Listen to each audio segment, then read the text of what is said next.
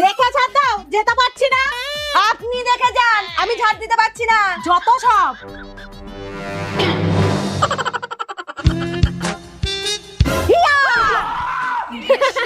ভয় পেলেন মা? একটু মজা করছিলাম। এটা মজা করার সময়? এখনই তো অপরে। জয় গুরু জয়। এই বাড়ি ভেতরে যাও। ये सब क्या देखना पड़ रहा है?